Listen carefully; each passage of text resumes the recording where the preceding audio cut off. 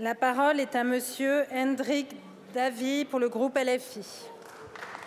Madame la Présidente, chers collègues, Parcoursup est devenu synonyme d'angoisse.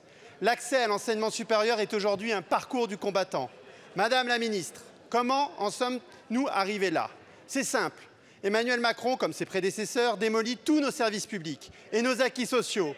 Vous condamnez les plus âgés à travailler 2 ans de plus. Et aujourd'hui, lors de la 14e journée d'une mobilisation historique, les salariés vous le répètent, pour eux, c'est non. Vous privez la jeunesse du droit à poursuivre des études supérieures aussi, en organisant la sélection avec Parcoursup. Parcoursup génère stress et angoisse pour les élèves, mais aussi pour leurs parents et leurs enseignants. Depuis mercredi dernier, les lycéens ont accès aux premiers résultats. Pour ceux qui ont obtenu la formation de leur choix, c'est un soulagement et la fin des incertitudes. Mais pour les autres, ils devront attendre plusieurs mois avant une réponse définitive et l'angoisse s'intensifie de jour en jour. Certains quittent donc la plateforme, renonçant à trouver une place dans le public et s'inscrivent dans des formations privées à la qualité, vous le savez, Madame la Ministre, parfois douteuse. Au final, l'an dernier, plus de 100 000 jeunes sont donc restés sur le carreau à l'issue de Parcoursup.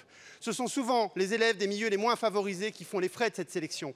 On empêche certains des étudiants de poursuivre leurs études, on casse le service public et on favorise des écoles privées dont les effectifs ont augmenté de 10% en un an. C'est un contresens historique. Nous avons besoin de qualifications dans tous les domaines pour faire face aux immenses enjeux sociaux et écologiques. Le savoir critique enseigné à l'université est essentiel aussi pour l'émancipation des citoyens et pour la démocratie.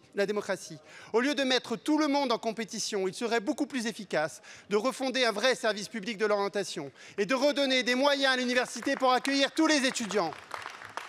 La seule façon de rassurer vraiment notre jeunesse, c'est de garantir une place pour chaque bachelier dans le domaine de son choix et des conditions dignes pour poursuivre les études. Ma question est simple. Quand l'université bénéficiera-t-elle de la grande loi dont elle a tant besoin? Il faut une garantie d'autonomie, des repas gratuits, des logements pour les étudiants, recruter des enseignants et bâtir des universités. Qu'attendons-nous?